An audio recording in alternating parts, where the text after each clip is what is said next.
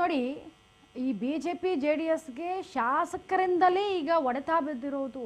ಹಾಗಾಗಿ ಅದನ್ನು ರಿಸೀವ್ ಮಾಡ್ಕೊಳ್ಳೋದಕ್ಕಾಗ್ತಾ ಇಲ್ಲ. ಎಲ್ಲೋ ಒಂದು ಕಡೆ ಎಡವಿದ್ರ, ಈ ಅಡ್ಡ ಮತದಾನದ ಭೀತಿ ನಮಗಿಲ್ಲ ಅಂತ ಹೇಳಿ ಎಡವಿದ್ರ, ಓವರ್ ಕಾನ್ಫಿಡೆನ್ಸಿಂದ ಈ ರೀತಿ ಆಯ್ತಾ, ಎಲ್ಲವೂ ಕೂಡ ಈಗ ಪರಿಗಣನೆ ಆಗುತ್ತೆ. ಇತ್ತ ಹೈಕಮಾಂಡ್ ಬುಲಾವ್ ಕೊಟ್ಟಿದೆ, ದೆಹಲಿಯತ್ತ ಹೊರಡ್ತಾರೆ BJP ಅವರು.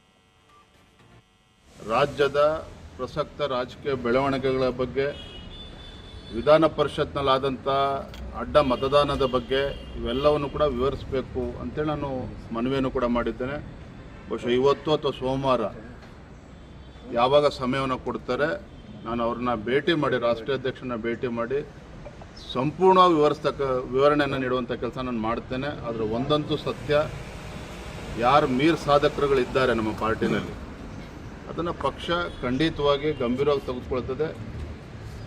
ಏನು ಅವ್ರ ವಿರುದ್ಧ ಆ್ಯಕ್ಷನ್ ತೆಗೆದುಕೊಳ್ಬೇಕು ಅದನ್ನು ತಗೊಳ್ತೇವೆ. ಕೆಲವು ಮಾಹಿತಿಗಳಿದ್ದಾವೆ, ಎಲ್ಲವನ್ನು ಕೂಡ ನಾವು ಬಹಿರಂಗವಾಗಿ ಚರ್ಚೆ ಮಾಡೋದಕ್ಕೆ ಸಾಧ್ಯ ಇಲ್ಲ.